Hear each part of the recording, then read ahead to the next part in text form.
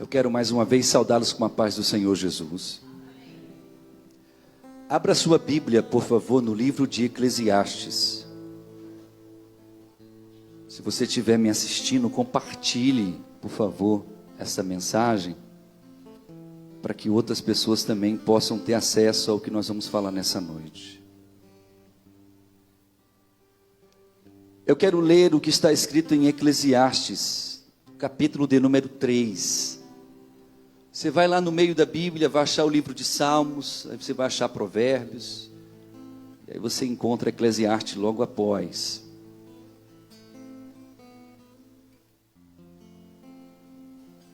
Talvez um dos livros mais inteligentes, não diminuindo o que a gente lê em todo o restante da Bíblia, mas talvez um dos livros mais inteligentes de toda a Bíblia seja esse livro.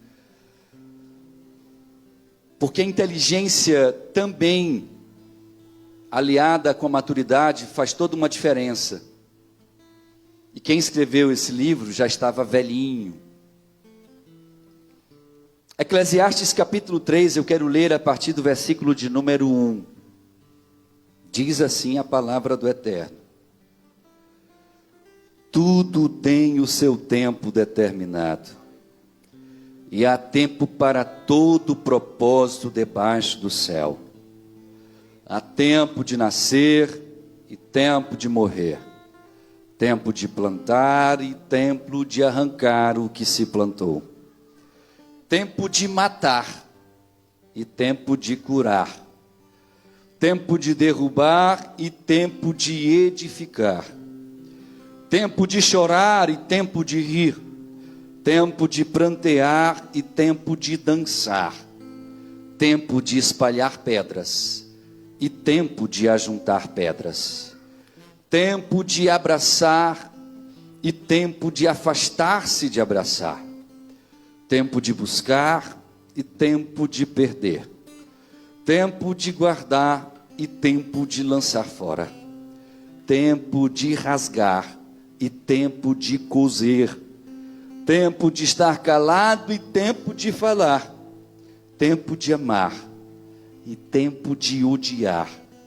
tempo de guerra e tempo de paz. Tome assento aí em nome de Jesus, por favor, você que está aqui na casa de Deus. Eu quero falar do tempo, o bem mais precioso que nós temos. Irmãos, o que vocês acham que há de mais caro nesse mundo? Seria o ouro? Diamante? Existe um metal chamado ródio. Não sei se vocês conhecem ele. É o metal mais caro do mundo. Ele é 5 vezes mais caro que o ouro, só para você ter ideia. Mas o que você acha que é mais caro nesse mundo? Ter bens, riquezas. O que de fato é caro para você? Ter posses, prestígio. Custa caro ter prestígio. Custa caro ter bens. Conta-se uma lenda, e essa lenda muitos de nós nas nossas escolas já ouviu falar dela, de que Alexandre o Grande, ele era um cara extremamente culto.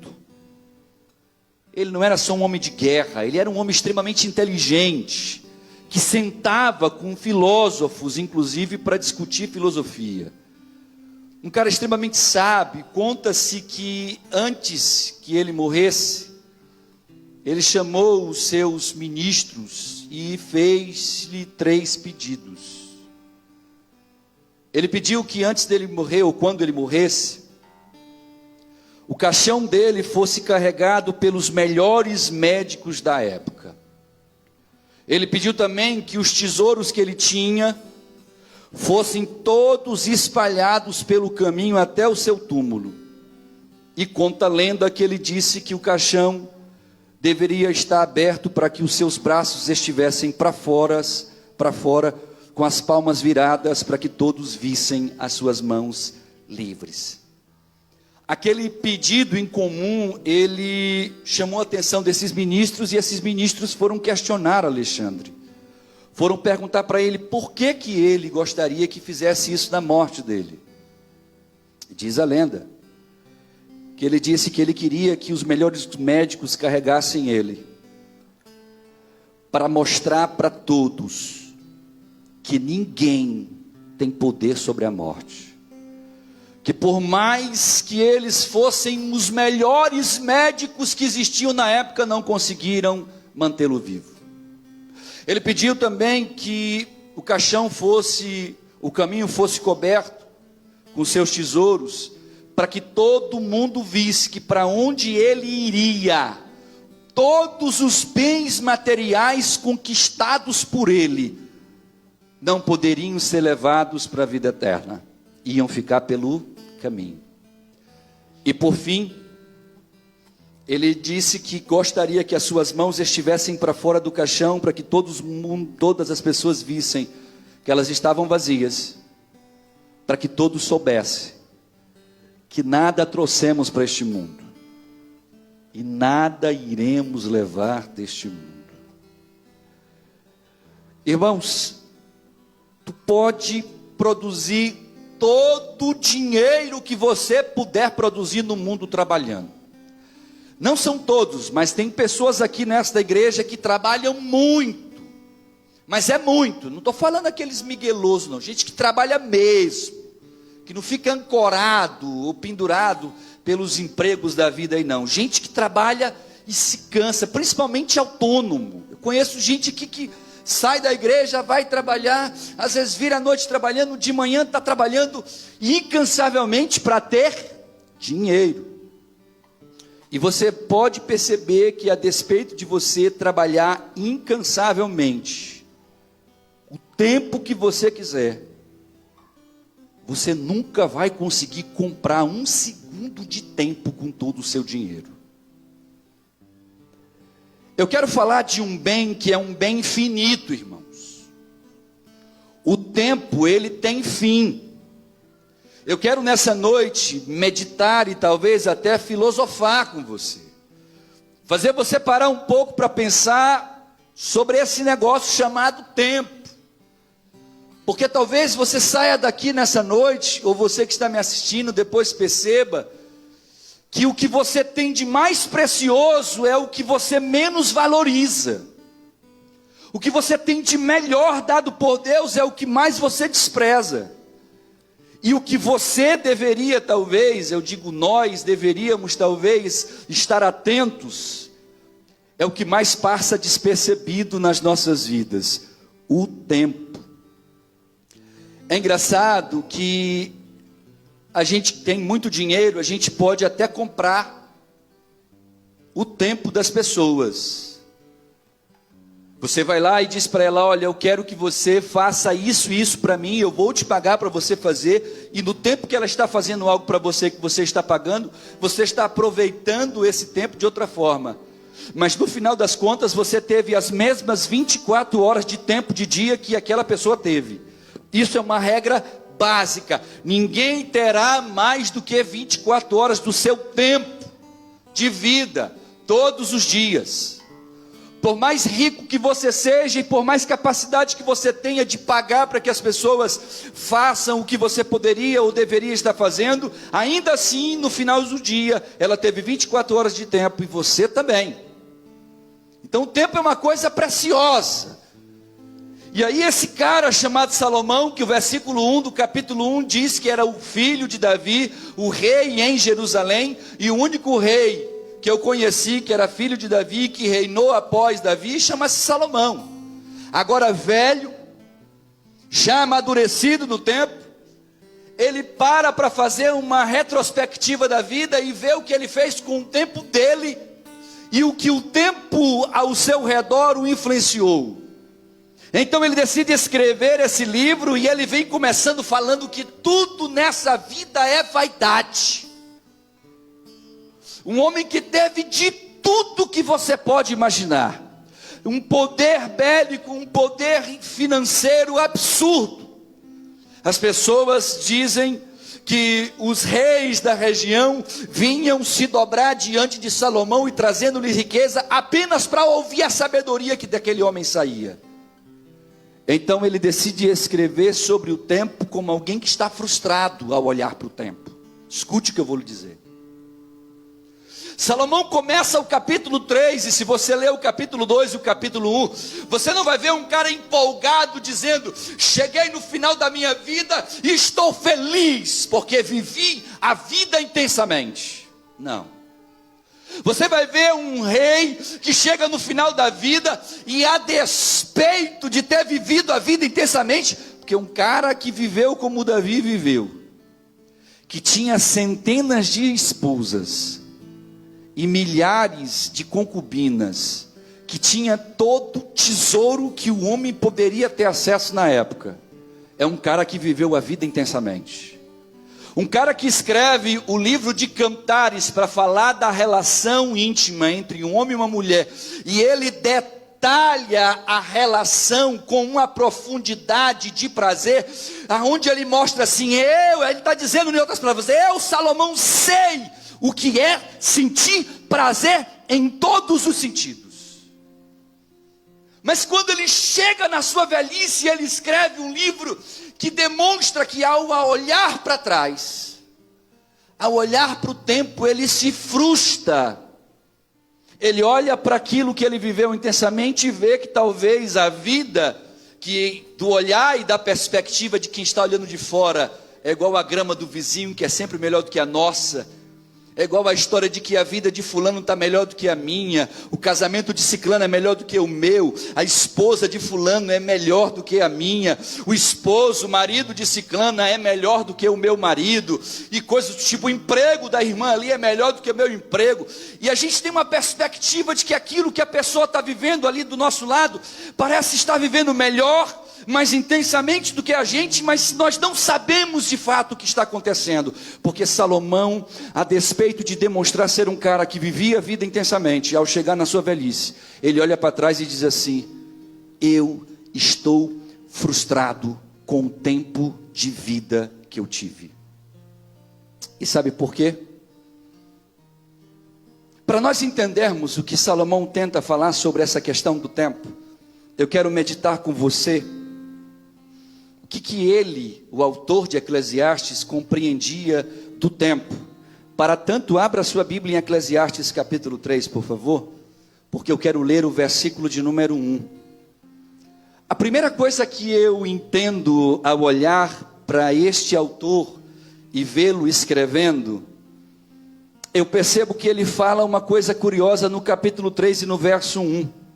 E aqui existem duas máximas que Salomão está nos ensinando e que eu quero compartilhar com você que veio para a igreja hoje.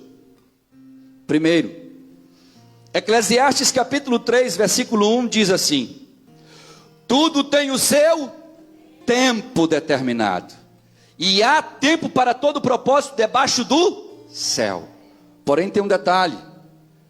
A palavra tempo traduzida aqui, ela foi traduzida talvez de forma errônea. Porque quando você lê no versículo 1 a repetição duas vezes da palavra em português tempo, no hebraico são duas palavras diferentes. Lá quando você vê no hebraico, você vê o zeman e o efe. São duas palavras que falam de tempo em posições diferentes, em ótica diferente. Ele está dizendo, há um tempo determinado. Ele lá no hebraico está tentando dizer, existe uma extensão de tempo determinada por Deus. A primeira máxima que nós temos que entender é que o tempo é algo que foi determinado por Deus. Você não terá um segundo a mais de vida, além do que Deus lhe deu. Eu não terei um único segundo de vida a mais, além do que Deus me deu. Isso foi muito mal entendido e compreendido durante esta pandemia. Porque a gente diz assim, nossa, morreu tão jovem, nossa, morreu na flor de idade, nossa, ele tinha tanto saúde, meu Deus, fulana, por que partiu? Oh, meu Deus, ele era um homem cheio do Espírito Santo, mas Jesus levou. Por que isso? Ele tinha tanto a viver. Não, ele não tinha um único segundo além daquilo que ele viveu. Porque Salomão diz, e ele usa o emprego da palavra zeman em hebraico, que quer dizer, há um tempo determinado por Deus para mim e para você. A primeira máxima que eu preciso entender é que se existe um tempo, e esse tempo é um tempo determinado, a segunda palavra tempo, quando aparece traduzida nesse texto, ela vem de outra palavra no hebraico que quer dizer efe. E efe, no hebraico, ele dá uma conotação completamente diferente de tempo determinado. E sim, um tempo em que dentro do tempo você tem a oportunidade de vivenciar coisas, momentos, sensações. Sabe o que Salomão está tentando dizer para você tentar entender o que eu quero dizer nessa noite? Nessas máximas, é que quando ele diz tudo tem o seu tempo determinado, ele está dizendo, Deus determinou um tempo para você. E quando ele diz, e há tempo para todo o propósito debaixo do céu, ele está dizendo assim, e nesse curto espaço de tempo que eu e você temos, eu e você precisamos saber o que vamos fazer do nosso tempo. Salomão está dizendo para mim e para você, que eu e você temos que entender, que como há um tempo determinado, para mim e para você, eu preciso fazer as escolhas certas do que vou fazer no tempo que eu tenho disponível. Hollywood diversas vezes tentou mostrar a importância do tempo nos seus filmes. Tenta mostrar de todas as formas de que o bem mais precioso no universo cinematográfico não é nunca o dinheiro, mas o tempo que se pode ter e se adquirir para se viver. E é curioso porque a gente só percebe o tempo quando o tempo está acabando. Você só percebe que o tempo se foi quando ele se foi. E aí, quando eu olho para Salomão na perspectiva de alguém que está tentando me ensinar algo, no verso 1, ele diz, olha, o tempo é algo determinado por Deus, e nós escolhemos se iremos ou não viver, aproveitar ou desperdiçar o tempo que Deus nos deu. Segunda máxima está no versículo 2. O verso 2 diz assim, há tempo de nascer e há tempo de quê, irmãos? De morrer. Você sabe qual é a segunda coisa que Salomão tenta como máxima absoluta sobre o tempo nos ensinar? É que a nossa vida tem um começo e ela tem um fim. Olhe para mim. Nós somos extremamente limitados e não sabemos. Nós não temos noção disso até que alguém nos faça ver isso. Esta semana eu estava conversando com um jovem pelo Instagram. E eu estava falando com ele sobre procrastinação. Eu estava falando para ele que eu sentia a direção de Deus, de falar a ele que ele precisa parar de procrastinar na vida. E no meio da conversa, Deus começou a ministrar comigo sobre o tempo. E aí quando Deus começou a ministrar comigo no tempo, eu comecei a fazer uma reflexão numa fala de uma outra ovelha. Quando ela, talvez por imaturidade, disse assim, você está perdendo tempo estudando tanto. Talvez por ignorância, ela não tinha a dimensão do entendimento de que o tempo só é perdido quando você não faz o seu tempo valer a pena. Então, se no seu tempo você não consegue viver dentro dele, você está perdendo ele. Mas se dentro do seu tempo fazer o que você gosta, fazer aquilo que você ama, é algo possível e você consegue, dê glória a Deus, porque você entendeu que o tempo que você tem está sendo muito bem aproveitado. Louvado seja o nome de Jesus. Salomão deixa claro que seja como for que nós queremos ou podemos fazer, o único espaço de tempo que eu tenho para fazer é entre o meu nascimento e a minha morte. Eu preguei uma vez, escute isso, sobre o lugar mais delicioso para se ver sonhos. E eu disse que o lugar mais belo para você encontrar sonhos maravilhosos, quem lembra? É no cemitério. Porque quando você chega no cemitério, você vai descobrir que aquela pessoa que morreu com um projeto que ela tinha vontade de fazer, que ela sonhava, mas ela nunca conseguiu ter tempo para fazer. Você vai descobrir que aquele marido que está ali enterrado, ele sonhava em ver a família reconciliada, mas ele nunca dedicava tempo para que aquilo acontecesse. Você vai descobrir que ali tinham sonhadores que passaram uma vida sonhando, mas nunca achavam tempo, porque o tempo deles era desperdiçado com aquilo que não valia a pena.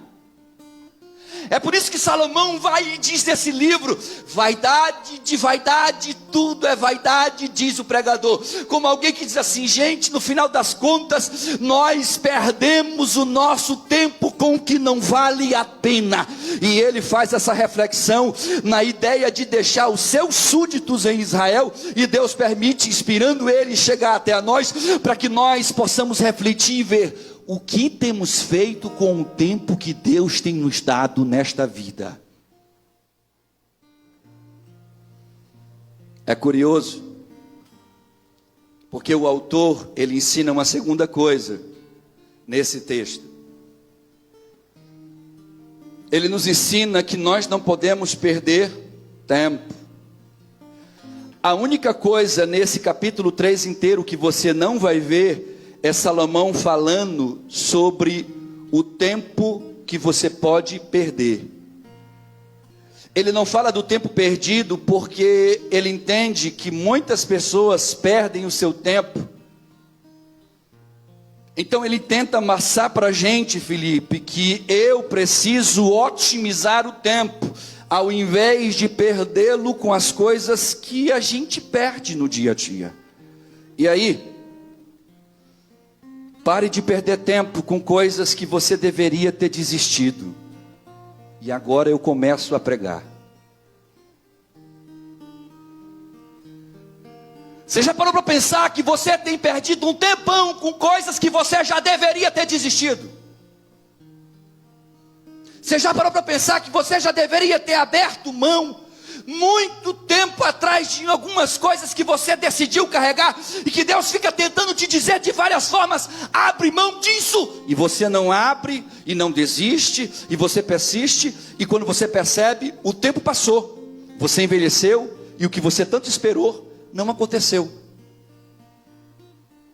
Gente que perdeu um tempão na vida esperando a oportunidade dos sonhos, ela passou por você e você não viu.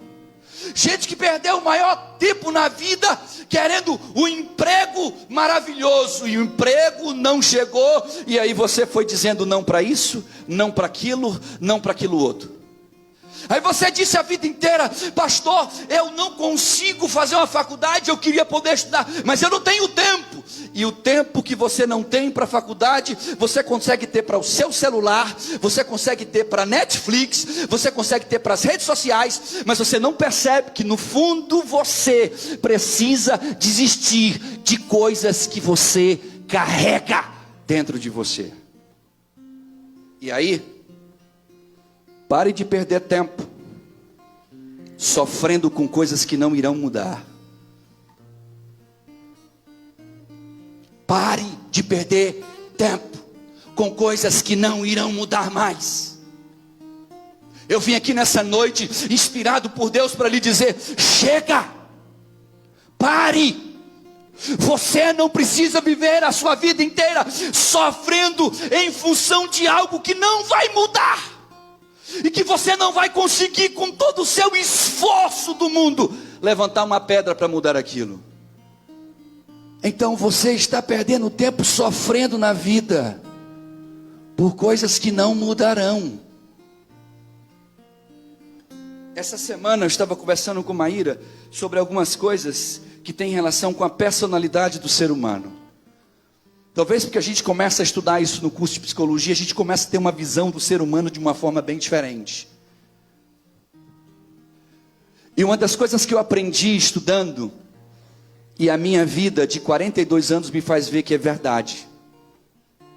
Tem coisas, olhe para cá, que você vai morrer e não vai mudar.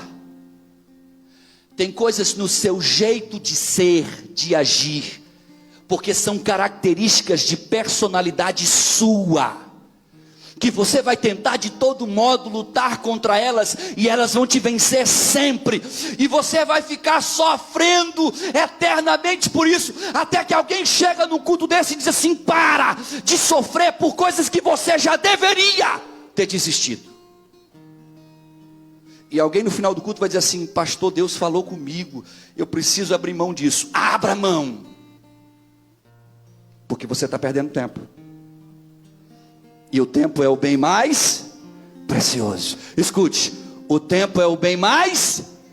O seu dinheiro não compra tempo.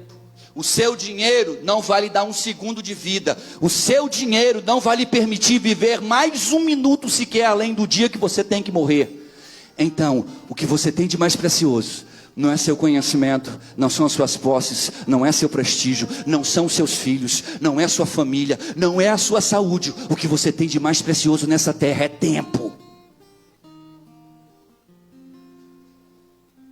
Pare de perder tempo chorando por coisas que passaram. E aí eu conheço pessoas que vivem uma vida de choro, de lamentação, de pranto, de sofrimento. Você pode encontrar com ela 10 vezes no ano. 10 vezes você pergunta para ela: como está a sua vida? Pastor, eu estou naquela luta, né, pastor? Aquela luta, aquela prova, pastor. Aí você vira o ano, e o ano seguinte você: como é que está a senhora, minha irmã? Estou naquela prova, pastor, aquela luta. E a pessoa fica com o seu tempo neutralizado, porque não consegue abrir mão do seu passado. Gente que precisa parar de perder tempo com o passado, anulando o seu futuro. Pastor Douglas, o que eu conheço de pessoas que hoje não tem mais um futuro, porque no passado se anularam, não é brincadeira. A minha mãe, que talvez esteja me assistindo, quando ela se casou com meu pai disse para ela assim: eu não quero que você estude, não quero que você faça uma faculdade, eu quero que você apenas cuide de mim e dos nossos filhos. Minha mãe, acatando a vontade do meu pai, não decidiu estudar. Sabe o que aconteceu? Um belo dia, o meu pai decide que ele pode viver a vida do jeito que ele queria, e minha mãe, não suportando mais, acaba com o casamento. O meu pai sai com a formação dele, sai com a capacidade de trabalhar, com a condição de trabalhar, e deixa uma mulher com os seus filhos incapacitada.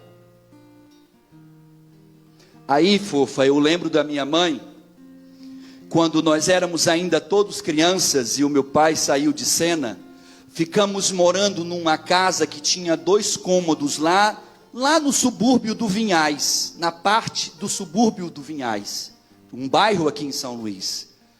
E nós ficamos num casebre bem humilde, bem pequeno. E como os quartos que nós conseguimos para viver ficaram cheios das nossas coisas, porque na separação foi vendida a casa, a gente teve que se mudar para esse local pequeno, minúsculo. Então só podíamos dormir no chão da sala. Então dormia eu e mais 4 irmãs que eu tinha. Uma irmã legítima e outras de criação. E a minha mãe. E eu tinha 8 para 9 anos, mas eu lembro que todo mundo nos colchões deitado, dormindo. Eu levantava de madrugada para fazer xixi e estava lá. Eu passava e lá estava mamãe num quarto apertado, onde estava cheio de destroços, de coisas que a gente vai carregando na vida e não quer abrir mão.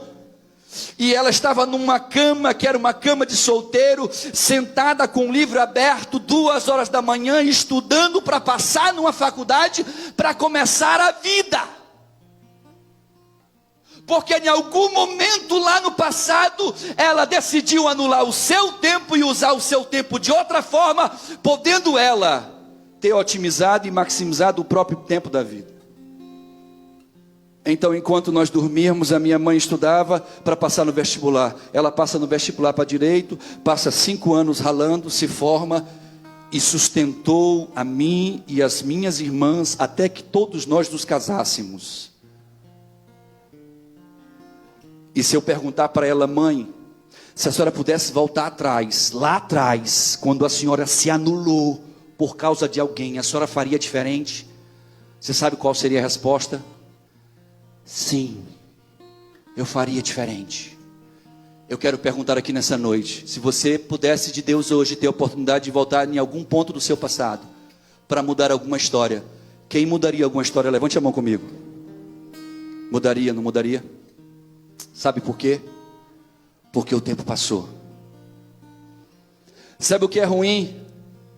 É que quando o tempo passa, Marcos, nada do que fizermos pode mudar o que aconteceu no passado. Então eu não posso perder tempo chorando, eu não posso perder tempo valorizando quem não merece a minha valorização. Escute, pare de perder tempo com quem não merece o seu tempo. Pare de dedicar o seu tempo a quem não merece sequer um segundo dele. Porque eu ouvi isso e aprendi isso depois de pastor. Quando eu cheguei no ministério, irmãos, eu aprendi que ser pastor é aquele cara que se dedicava primeiramente a Deus, segundamente, se assim eu poderia dizer, segundamente a Deus, terceiramente a Deus, quartamente a Deus e quintamente a Deus. Depois vinha a igreja, depois a igreja de novo, depois a igreja e por último talvez aparecesse a família nesse pacote. Então eu aprendi dentro da igreja evangélica, como muitos dos que estão sentados aqui aprenderam e ainda o fazem, que mais importante do que qualquer coisa abaixo de Deus é a igreja, não é a família. Porque a igreja é a noiva de Cristo.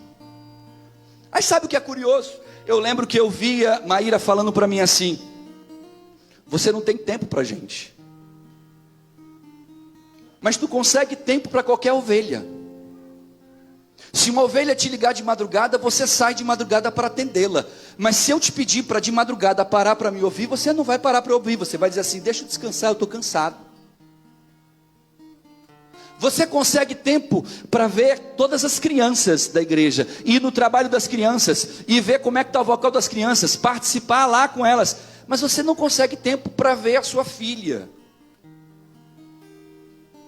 E eu ouvindo isso, irmã Francileide, eu comecei a entender por que os nossos filhos se afastam de Cristo quando crescem. Porque passamos tanto tempo da nossa vida tomando tempo com as pessoas erradas e dedicando nosso tempo ao que é errado, que quando percebemos aquilo que era certo ficou para trás e o que é errado caminha conosco. Então eu vim aqui nessa noite lhe dizer: dê valor ao seu tempo, porque o tempo que Deus lhe deu, ele passa, ele terá um fim. E talvez você possa olhar para trás e dizer assim: valeu a pena ter vivido o tempo de vida que Deus me deu. E não falar como Salomão: vaidade de vaidade, tudo foi só vaidade na minha vida. Em outras palavras, perdi um tempão da minha vida com aquilo que não me trouxe felicidade, nem paz e nem alegria. Quem está entendendo o que eu estou dizendo? Terceiro, o autor desse livro, ele nos ensina que nós vamos viver a vida apenas uma vez. Então a gente precisa entender as fases da vida. Escute o que eu vou lhe dizer, porque isso aqui é cientificamente provado. Dos 0 aos 25 anos da sua vida e da minha, nós estamos sendo formados fisicamente, psiquicamente, relacionalmente, reprodutivamente e cognitivamente. Do seu 0 ano até os 25, inclusive eu descobri essa semana que até a nossa cintura, os ossos que formam ela se fundem quando completamos 23 anos. É quando de fato terminamos a formação óssea no corpo. Então do 0 ao 25 você está sendo formado um ser humano. Dos teus 25 até os teus 50 anos, agora é a tua fase de reprodução. Você vai reproduzir outros seres humanos que começarão esse ciclo. E nesse processo de reprodução, você vai batalhar e trabalhar para que esses que foram reproduzidos tenham o que comer e como viver. É por isso que quando chegamos aos 25 anos, começamos a pensar em ter uma família, e depois de ter uma família, ter uma casa para essa família, dar estudo para essa família, e quando completamos 50 anos de idade, a gente tem aquela ideia: eu preciso com 50 anos de idade ter conseguido deixar para minha família alguma coisa, porque isso é cíclico. Todos os seres humanos vivenciarão essas fases. Dos 50 anos até os 75, que é a média que o ser humano vive, ele vai passar os próximos 25 anos da sua vida. Escute, olhe para mim. Os próximos 25 anos da sua vida, ele vai passar envelhecendo, definhando, e cada vez mais adoecendo e sendo paralisado até chegar à morte. Então veja comigo. Um ser humano normal dorme em média 8 horas por dia. Quem dorme aqui 8 horas por dia? Tem alguém? Dorme, Eliseu? Em média, um ser humano dorme 8 horas por dia. Um dia tem 24 horas. Então, 1/3 do seu dia você passa fazendo, sabe o quê? Dormindo. Se nós somos seres humanos que temos 75 anos em média para viver nessa terra, e a Bíblia chega dizendo que passando dos 70 até os 80, a vida se torna um enfado e canseira. A Bíblia diz isso e eu acredito nela. Então, se eu durmo 1/3 do meu dia, todos os dias, se 8 horas do meu dia são passados numa cama, ou numa rede, ou no chão, deitados, dormindo, quer dizer que 25 anos da nossa vida nós passamos dormindo, gente. Você já parou para pensar o quanto você dorme na sua vida? Porque se você chegar aos 75 anos, 1/3 disso você passou dormindo. Então eu começo a me perguntar, porque Eclesiastes capítulo 3, por favor. A gente precisa ver como esse tempo ele é curioso. E para a gente entender que o tempo é formado por fases, Salomão sintetiza todas as fases da vida. Escute, o que eu vou falar a partir de agora para você que está aqui, que está me assistindo, é que todas essas fases você tem que viver. E que se você parar nenhuma delas, está alguma coisa errada na sua vida. Então vamos lá.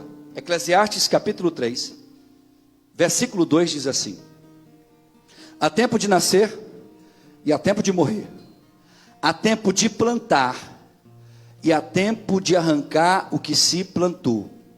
Olhe para cá. O que você tem plantado?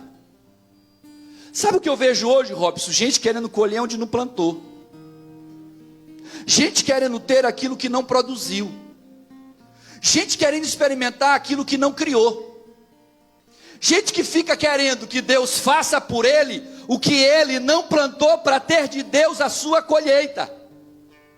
Gente que espera que caia do céu a solução dos problemas, quando não plantou a solução de tais problemas.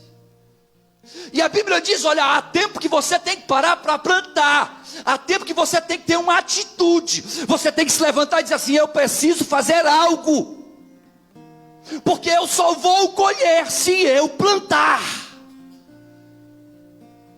O texto diz uma coisa que é estranha. O texto diz assim, versículo 3: há tempo de matar. E como é que você mata alguém? Alguém tem vontade de ser assassino aqui? Ninguém. Mas a Bíblia diz que nós temos que matar. Pastor, me explica isso aí para eu não sair daqui, que eu já estava com raiva daquele marido mala, para não jogar veneno na coisa dele lá e dizer que foi o senhor que mandou matar. Antes de você fazer isso, deixa eu lhe dizer o que Salomão está dizendo quando ele diz assim: há tempo para matar. Ele está dizendo: há tempo que você tem que reagir na vida. Você tem que ter uma atitude proativa. Você tem que abrir a boca e se defender. E sabe o que ele está dizendo? Ele está dizendo assim: há tempo de matar, há tempo de você ir para cima, há tempo de você olhar para o problema e dizer assim: eu vou com unhas e dentes em cima disso. Mas muitas pessoas, quando olham para os seus problemas, elas são paralisadas por eles, elas são neutralizadas por eles.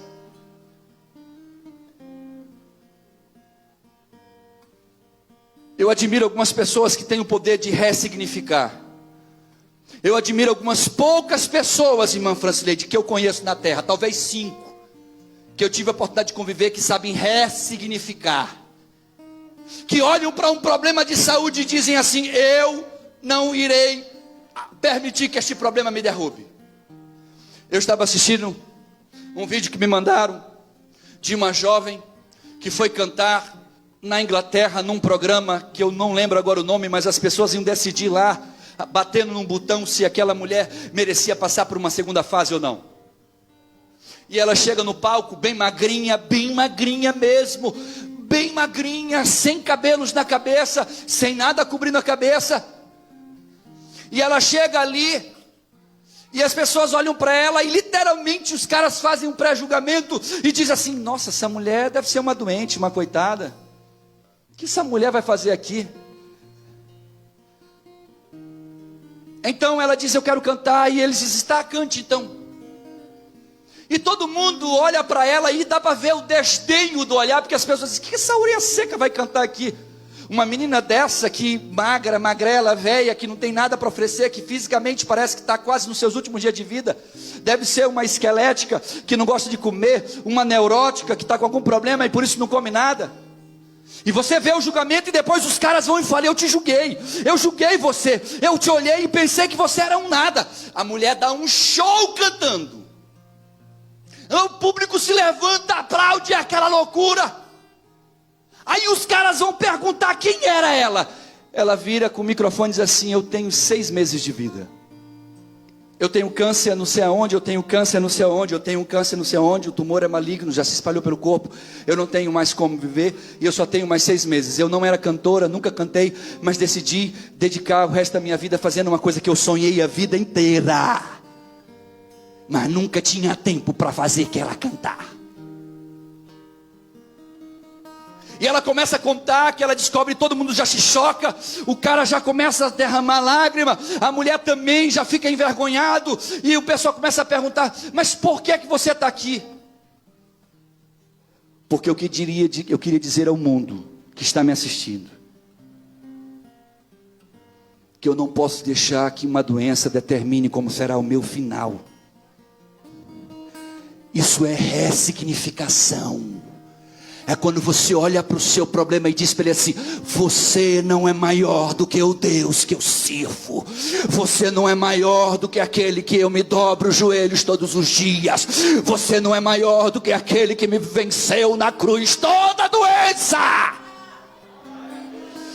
É quando uma pessoa olha para si mesmo e vê do lado todo mundo apontando o dedo e diz assim: você não consegue, você não pode, para ti acabou, já chega, já era. Você se levanta como um Superman e diz assim: eu posso. E eu posso, porque dentro de mim habita o poder dos poderes. O Espírito Santo de Deus me tornou templo do Deus poderoso, que criou o universo e a terra. Então eu posso sim. Saber ressignificar a própria vida. Então nós temos que reagir. Há tempo que você tem que matar os leões que chegam diante de ti. Há tempo que você tem que olhar e dizer: eu não posso desistir, eu tenho que enfrentar, eu tenho que confrontar, eu tenho que lutar, porque eu creio. E quem é que é seguidor de Jesus? Promessa dele: em Cristo Jesus nós somos o quê? Everybody, todo mundo, em Cristo Jesus nós somos o quê? Você precisa entender essa máxima. Ser mais do que vencedor não é ser isento de problema nem de dores. Ser mais do que vencedor é, em meio a qualquer luta, em qualquer problema, em qualquer circunstância, crer que quem está com você é poderoso para lhe fazer vencedor. Louvado seja o nome de Yeshua, o Mashiach. Mas a Bíblia diz no versículo 3, olhe para a Bíblia, que há tempo de matar e há tempo de curar. E olha para cá. Tem hora que a gente tem que parar para tratar as feridas, querido. Ei, olha para cá. Tem hora que você tem que parar para se tratar, meu irmão. Você não pode aceitar viver doente, principalmente emocionalmente. Tem gente que carrega dentro de si mágoa de pais. O cara tá já um senhor de idade, o cara já é casado, a mulher já é casada, mas não fala com a mãe. Não gosta da mãe. Não suporta a mãe. Porque lá no passado a mãe cometeu um erro. Porque lá no passado a mãe foi uma mala. Porque lá no passado. Há tempo que tem que ter cura. Há tempo que você tem que parar de dizer assim: eu preciso tratar esse meu problema com fulano, eu preciso tratar esse meu problema com ciclano, ou pior, eu preciso tratar esse problema que eu tenho comigo. Porque tem pessoas que se anulam na vida, porque não conseguem se perdoar. Eu conheci uma jovem, que nada na vida dela dava certo. Nada, nada. Ela passava na faculdade, mas ela desistia. Ela fazia para outro curso, ela passava no concurso, mas desistia. Um dia nós fizemos um gabinete, começamos a conversar. E a gente começou a fazer uma anamnésia, e no meio daquilo ali ela vai e expõe: pastor, quando eu tinha 15 anos, eu engravidei de um carinha. Com medo de tudo que eu iria enfrentar, nova, eu matei o meu filho. Eu abortei. E ela hoje tem quase 30, quando ela falou isso para mim. Ela disse assim: e a partir desse momento, pastor, tudo que eu faço eu aborto. Tudo que eu faço, eu desisto. Tudo que eu começo, eu não termino. Tudo na minha vida tem começo, mas não tem fim, pastor. Porque quando eu lembro o que eu fiz com meu próprio filho, e nós começamos a trabalhar essa mudança nela. E ela veio uma vez, veio uma segunda vez, ela veio uma terceira vez no gabinete. Na terceira vez que ela veio no gabinete, ela começou a dizer: pastor, hoje eu consigo sim desejar, terminar e projetar algo para a minha vida. Eu digo: você pode, você consegue. Faça de novo vestibular. Ela fez de novo vestibular, passou para direito, está se formando em direito e vai ser uma advogada muito da top nessa cidade. Sabe por quê? Porque ela conseguiu olhar para si e se perdoar. Ela conseguiu se curar. Sabe por quê? Porque Jesus lá na cruz já tinha perdoado ela. Jesus lá na cruz já tinha vencido todos os pecados que ela tinha cometido. Jesus já tinha carregado. E ela precisava entender que, como serva, ela tinha bálsamo para o coração dela. Nós temos que ter tempo para curar. Algumas pessoas ficam nesse tempo e paralisam ali. Não curam nunca, não tratam nunca. Gente que, sabe aquela história de adiar a conversa? Não, eu não quero conversar contigo hoje. Deixa pra gente conversar depois. Depois a gente resolve, depois não chega, meu irmão. E você vai se anulando na vida. Porque há tempo que tem que ser curado. Olhe para a Bíblia. Há tempo de derrubar e há tempo de edificar. Há tempo que a gente tem que dedicar mesmo do nosso tempo construindo. Olhe para cá. Há coisas das quais você construiu no tempo certo. O que você não entendeu é que o que você construiu talvez não deu certo. E tem que derrubar, meu irmão. É quando você dá um stop na sua vida e diz assim: eu preciso mudar de rumo. Eu preciso derrubar este poste que eu construí.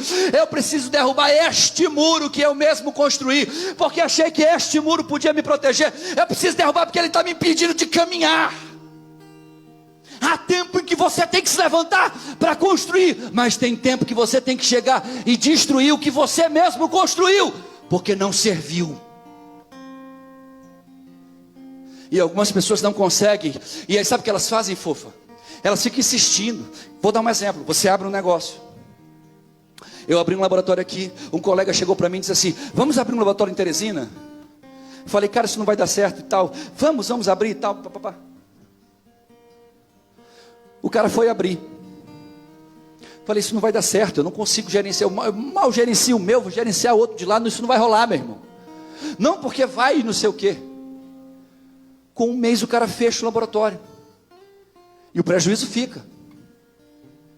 E alguém perguntou para mim, alguém que sabia que estava próximo, disse assim: mas por que o senhor não interviu? Por que o senhor não foi lá? Eu digo: porque há tempo de você edificar, mas o que não dá certo, você tem que derrubar. Você tem que ser corajoso para dizer: isso não está dando certo, eu tenho que mudar isso. Isso não tem futuro, eu tenho que parar. Isso não tem para onde eu caminhar, então eu vou parar agora. Porque há um tempo em que você precisa parar. Olhe para o texto. O texto diz assim: há tempo de chorar e há tempo de rir. Há tempo de prantear. Ei, olha para cá, quero falar um minuto disso. Gente, prantear tem relação com luto, com dor. Tem o tempo de prantear. Mas o próximo texto diz assim: há tempo de dançar. Pessoas estão se anulando. Nessa pandemia eu conheço um monte de gente que anulou sua vida porque perdeu alguém. Alguém que era amado, um filho, um marido, uma esposa, um parente, anulou, parou, a vida parou. Não consegue sonhar mais, porque eu só consigo sonhar se ela estivesse aqui do meu lado. Eu só consigo sonhar se meu filho estivesse ainda comigo. Eu só consigo projetar se fulano estivesse aqui. Há um tempo para você chorar, mas a Bíblia diz que você tem que se levantar e dançar. E a ideia de dançar é aquela pessoa que se levanta para a vida, pega ela aqui, a vida e começa a dançar mesmo com ela, como quem dissesse: a vida continua, eu preciso seguir em frente, porque há um tempo de prantear, mas há um tempo em que eu tenho que dançar na presença deste Deus. O texto fala que há um tempo para espalhar pedras e um tempo para juntar pedras. Isso aqui é curioso, porque a ideia de se espalhar pedras e de juntar pedras tem relação com as coisas que você junta no caminhar da sua vida. E aí a vida vai te ensinando um monte de valores, dos quais quando você chega numa idade já que a gente chama de velho,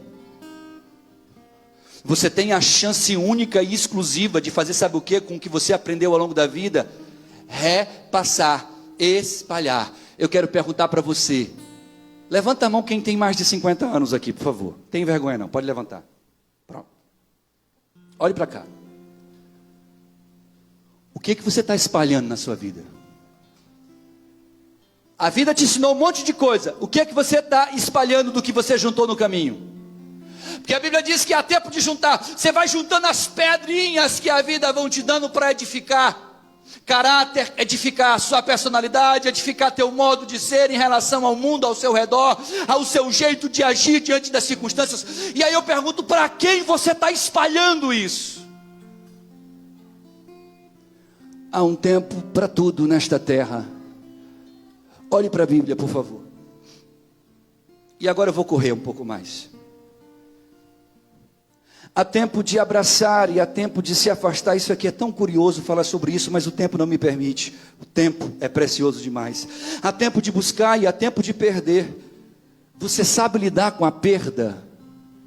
Você aprendeu a lidar com isso, Kylie? Saber perder é quando não dá para ti, não dá para Chico, não dá para mim. Eu perdi, eu tenho que saber lidar. Que tem dia que eu vou ganhar, mas tem dia que eu vou perder. Olhe para cá. Algumas pessoas faliram durante essa pandemia. Algumas pessoas quebraram durante essa pandemia. E sabe o que elas fizeram? Elas não conseguiram se levantar mais. Elas não conseguiram se reerguer, porque elas não entenderam que há um tempo de ganhar, mas há um tempo de perder também. Mas esse é um tempo cíclico. Tudo o que acontece na sua vida é um tempo apenas. Você não foi chamado para viver o tempo todo paralisado em algum desses momentos. Mas Deus está dizendo para você: você seja servo de Deus ou não, você vai passar por todas essas fases da sua vida. E o que vai fazer a diferença é o que você vai fazer com o seu tempo quando você estiver vivenciando esses momentos. E aí o texto diz assim: há tempo de buscar e há tempo de perder, há tempo de guardar e há tempo de lançar fora, há tempo de rasgar e há tempo de costurar, há tempo de estar calado. Oh, coisa fofa isso aqui. E há tempo de falar. Há tempo que você tem que ficar calado, meu irmão. Cale a boca, ouça a voz de Deus, pare para ouvir o que Deus está falando com você. Vai chegar o tempo que você vai falar, mas há um tempo para isso. E o texto encerra dizendo, falando, há tempo de amar, isso aqui é curioso, e há tempo de odiar. Você sabe o que quer dizer isso? Olha para cá. Quando a Bíblia fala que há tempo de amar, está se falando de relacionamento, meu irmão. Não é do amor ao próximo, não. Não é de ter empatia. Não é de, ter altruísmo. Não é nada disso, não. Ali está falando de relacionamento. Sabe o que ele está tentando dizer? Que no relacionamento vai ter dia que tu vai estar amando. Quem é casado aqui, levanta a mão. Você já vivenciou aquele dia em que você quis torcer o pescoço do seu amor da vida? Sim ou não? Quem já pensou assim? Eu já cansei de pensar isso. O Vini levantou as duas mãos ali, irmãos. E levantou o pé agora. Então assim, todos nós temos um tempo de amar. O problema é que quando chega o tempo do odiar, que você olha para o seu marido ou para a sua esposa com raiva porque ele lhe fez algo que você não gostou, ou ela lhe falou algo que você não gostou. Muitos casais não sabem lidar e entender que isso é um tempo. Casamento envolve discussões, porque são duas pessoas diferentes habitando no mesmo espaço, no mesmo local. São pessoas que pensam diferente, que têm atitudes diferentes e que tentam convergir para o mesmo ideal. Isso é uma dinâmica divina, porque isso é dificílimo de conseguir. É por isso que você casa, separa, porque viver isso é difícil pra caramba. Mas a maior das dificuldades é entender. É um tempo, querido. Tem tempo que as coisas não vão andar no seu relacionamento, mas tem tempo que vai andar. Tem tempo que as coisas não vão funcionar, mas vai ter tempo que a coisa vai funcionar. Tem tempo para amar, mas tem tempo para odiar. Aí sabe o que acontece? Chega o tempo do ódio, sabe o que eu faço? Chuto tudo para cima.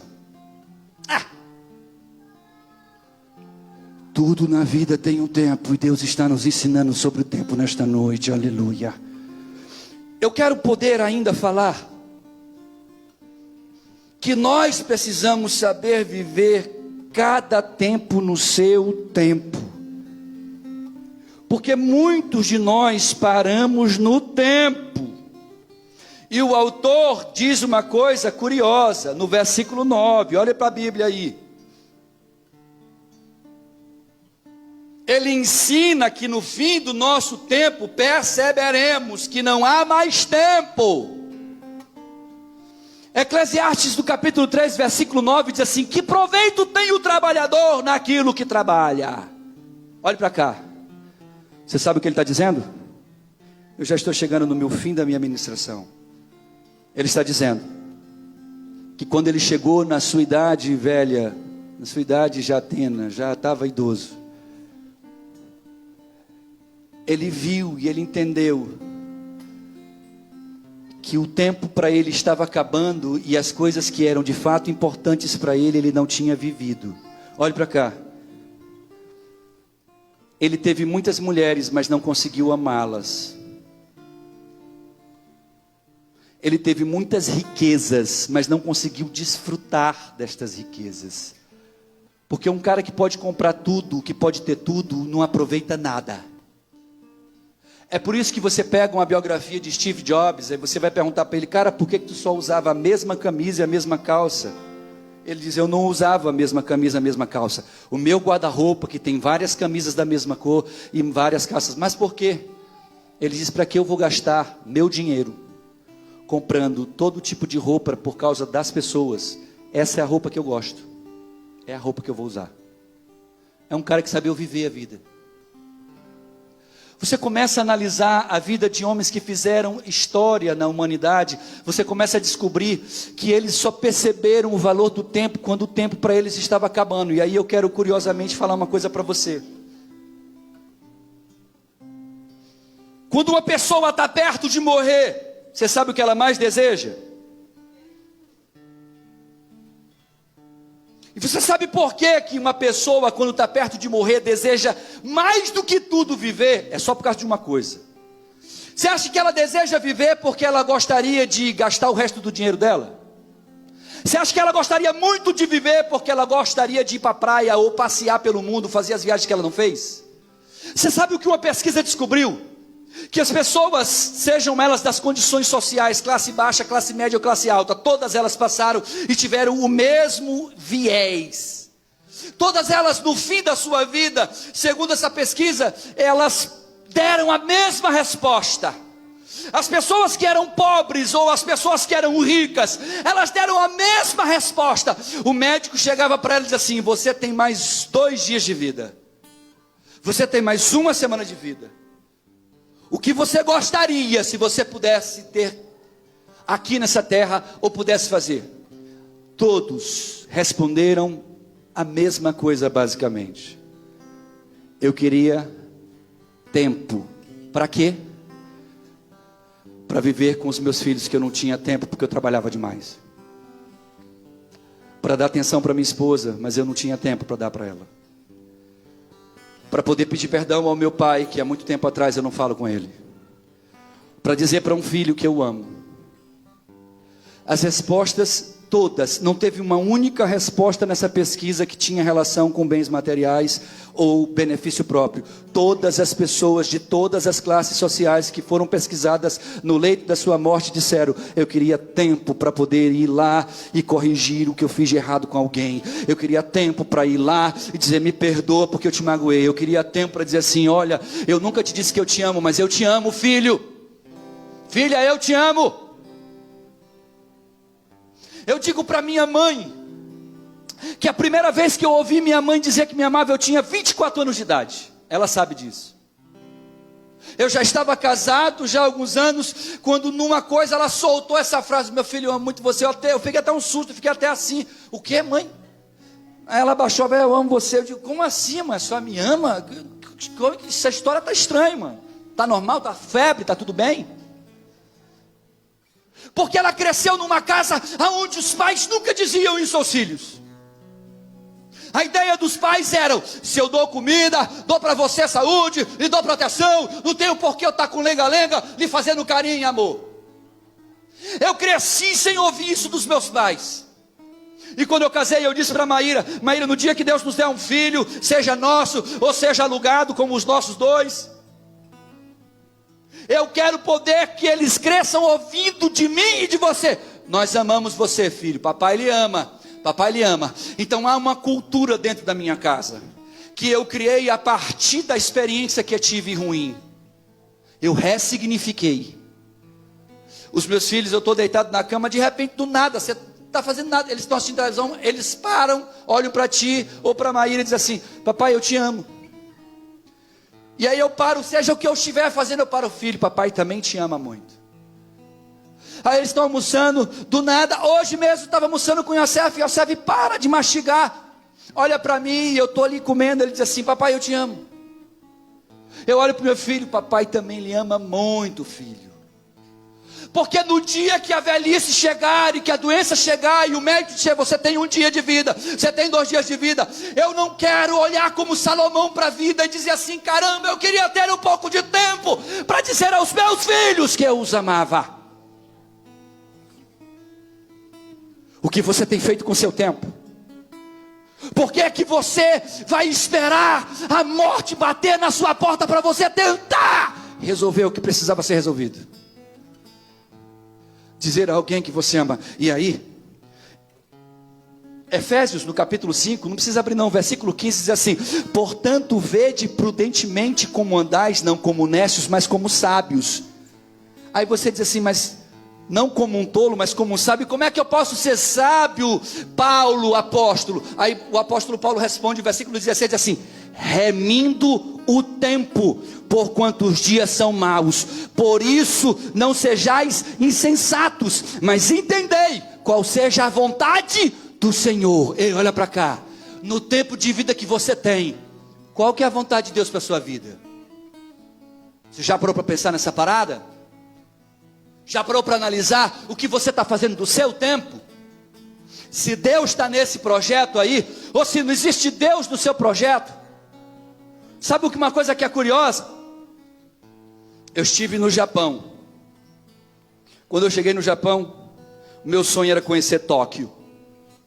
Fui em Shibuya, que é um lugar cheio de eletrônicos. Eu passei 2 dias naquele negócio eletrônico. Eu parecia um nerd naquele negócio. Maíra já estava injuriada, ela já dizia assim no hotel: vai lá.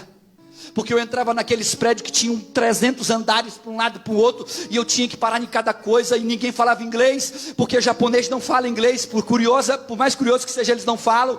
E aí na mímica eu tentava entender o que diacho era aquele troço eletrônico ali, e eles diziam, enquanto eu não entendesse, eu não deixava o cara sair. O cara saiu, chegar na mão dele aqui, ele olhava assim, eu disse, eu preciso entender isso aqui, me explica isso aqui.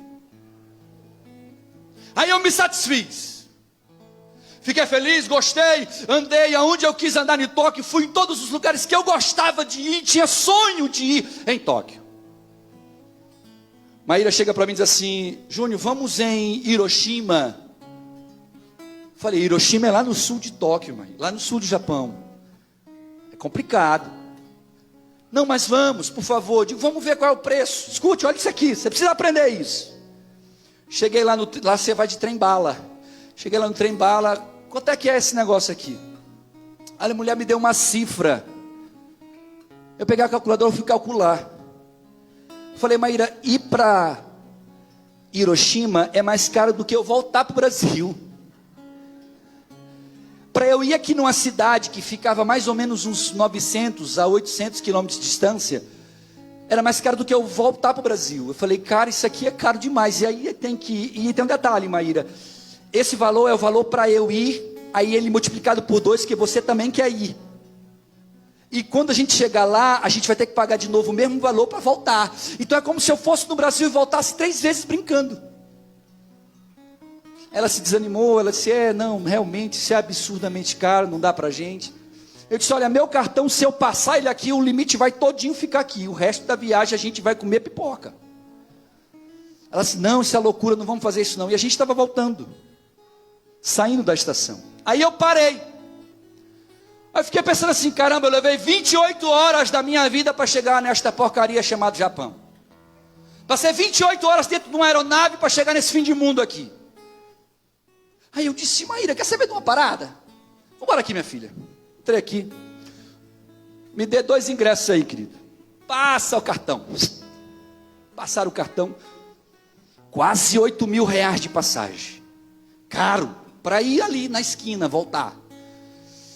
Entrei no trem-bala, nós fomos, descemos na cidade, fomos no ponto zero, chamado Marco Zero, onde a bomba caiu lá em Hiroshima, explodiu tudo. Nós conhecemos a cidade, isso tudo em no máximo 2 horas. Nós passamos acho que no máximo 2 horas em Hiroshima. Terminamos, voltamos para lá, pegamos o trem-bala, e é uma bala mesmo, um negócio rápido. Nós voltamos, chegamos, aí eu sentei, ela disse assim, Júnior, tu não te arrepende não, porque a gente gastou 8 mil reais. Eu falei, minha filha, eu vou passar 1 mês trabalhando para pagar esse cartão.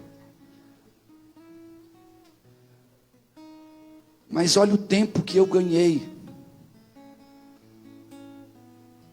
Se eu chegasse no Brasil, eu ia dizer, poxa, porque eu não fui em Hiroshima? Porque eu não fui conhecer uma parte da história do mundo? Eu estava lá do lado, eu estava lá perto. Escute, o seu tempo é precioso, saiba usá-lo. Pare de olhar apenas para as circunstâncias, olhe para aquilo que é importante. E aí eu quero encerrar a minha ministração nessa noite lhe dizendo, como você está dedicando o seu tempo? Ou como você está desperdiçando ele? Eu passei uma vida inteira desperdiçando o tempo com algumas pessoas que não mereciam o meu tempo. E a minha esposa dizia, Júnior, tu não consegue tempo para gente, mas tu consegue tempo para fulano, que não quer nem ir para ti, que na primeira vez que tu escorregar, ele vira as costas para você. Então eu comecei a entender que nós temos que dar valor àquilo que de fato é valorável, àquilo que de fato tem valor na vida. É por isso que o pastor Juarez Júnior, quando dá 10 horas da noite, desliga o seu celular. Porque antes, o meu tempo da noite era para qualquer pessoa. E aí chegou ao ponto da ovelha ligar para mim, 2 horas da manhã, e eu acordo assustado. Meu Deus, o que foi, meu irmão? Pastor, pelo amor de Deus, me ajuda. Eu digo, meu Deus, o que aconteceu? Fulano, o que aconteceu? Me ajuda, pastor, eu não sei. Chorando, desesperado do outro lado da linha. Diga, eu já vou. E eu falando com ele, já botando a camisa, botando a calça. E Maíra já acorda o que foi. Eu disse, eu vou ter que sair. Está acontecendo alguma coisa com o irmão. E ele falando, chorando. Meu Deus, me ajuda, pastor. Quando ele consegue dizer o que foi, ele vira e diz assim: eu perdi a senha do meu Facebook. Eu sei que o senhor é meio hacker, o senhor é formado em informática, o senhor consegue quebrar essas senhas. Cara, eu sou branco, mas eu fiquei assim, eu fiquei transparente. Aí depois não foi de raiva, foi de entender, sem entender o que estava acontecendo. Depois que eu fiquei vermelho, aí foi de raiva. Aí eu disse, como é, meu irmão? Não, pastor, porque a minha esposa está fazendo alguma coisa, eu preciso, pelo amor de Deus, da minha senha. A vida nos ensina a dar valor ao tempo. Minha noite, escute isso. Minha noite estava sendo jogada fora no lixo. O tempo do meu sono no lixo. Por alguém que não merecia. Pare de dedicar o seu tempo para quem não merece ele. Pare de se sufocar em fazer algo por alguém que não merece este sacrifício. E comece a partir de hoje a dedicar tempo a quem merece do seu tempo, a quem merece da sua presença, a quem merece de você estar ali. Talvez por essas coisas, Sandro, que ninguém me vê com qualquer pessoa. E não me vê mesmo. Esta semana uma ovelha chegou para mim e disse, pastor, eu percebo que o senhor mudou bastante. Que o senhor é seletivo até na hora de atender. Eu digo, demais. Por quê? Porque eu perdi muito tempo da minha vida tentando ajudar, olhe para cá, quem não quer ajuda. Pare de perder tempo com quem não quer a sua ajuda. E é o que Salomão fala nesse livro. Quando a gente parar para refletir, ele vai dizer, eu passei a vida inteira focado no meu tempo de maneira errada. E aí eu encerro a minha vida olhando para o meu passado e dizendo, o que eu fiz do meu tempo?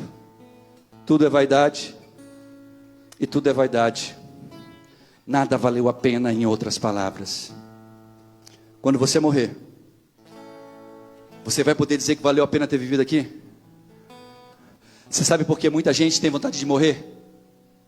Sabe por quê? Porque muita gente, Felipe, olha para a própria vida e diz assim, essa vida é um saco, eu queria morrer. Mas sabe quem faz da vida um saco? Você sabe quem é? Quem é? Você. Sua vida é o que você quer que ela seja.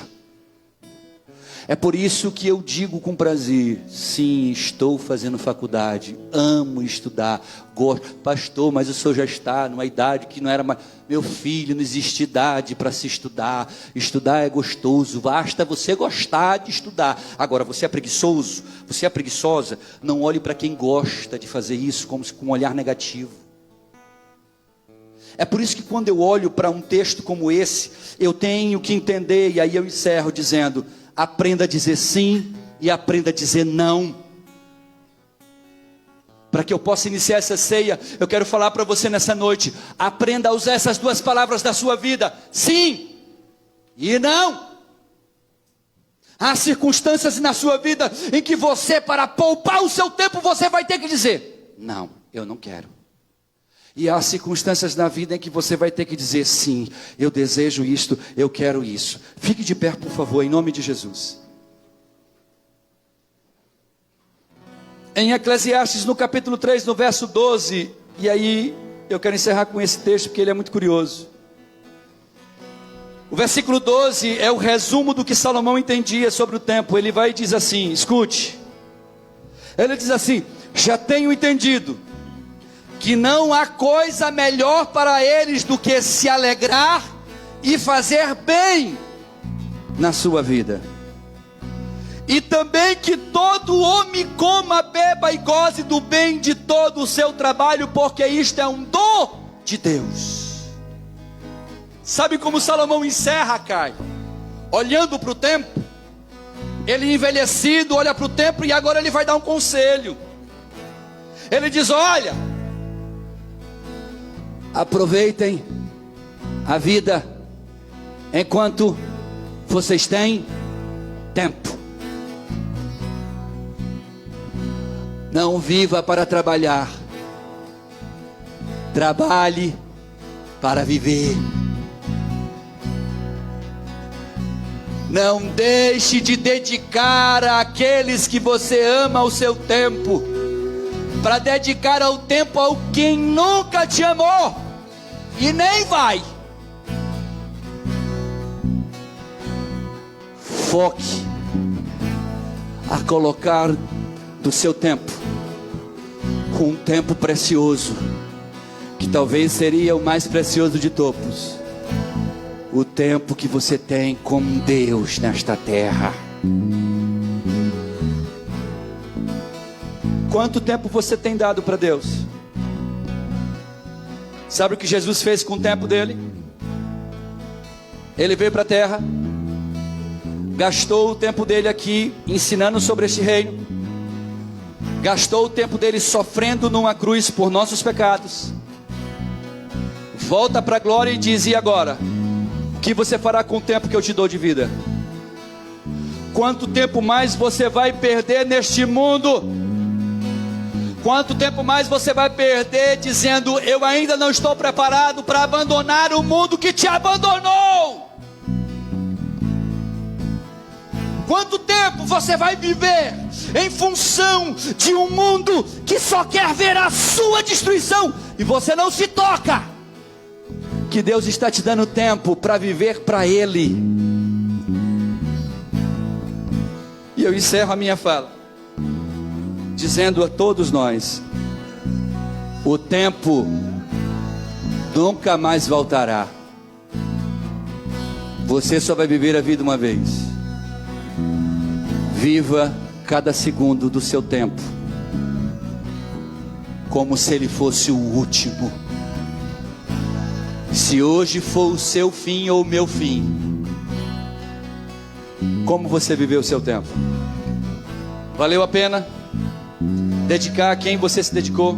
Valeu a pena dedicar ao emprego que você dedicou? Valeu a pena ter a profissão que você tem? Valeu a pena ter o que você tem? Valeu a pena você não seguir Jesus? Valeu a pena segui-lo?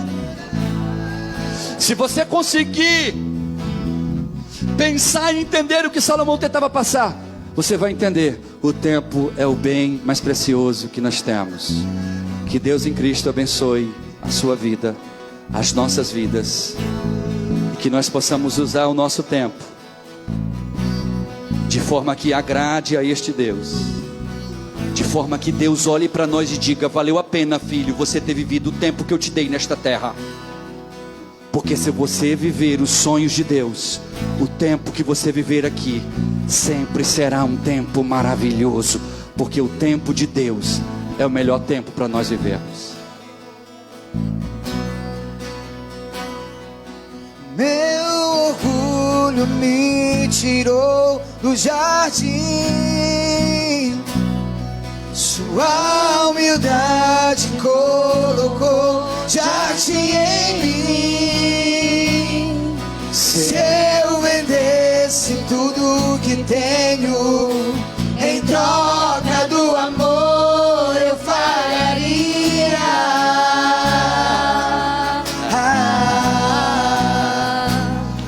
Pois o amor não se compra, nem se merece. O amor se ganha, de graça o recebe. Eu quero conhecer Jesus. Sim, eu quero conhecer Jesus e ser achado nele. Eu quero conhecer Jesus. Sim, eu quero conhecer Jesus.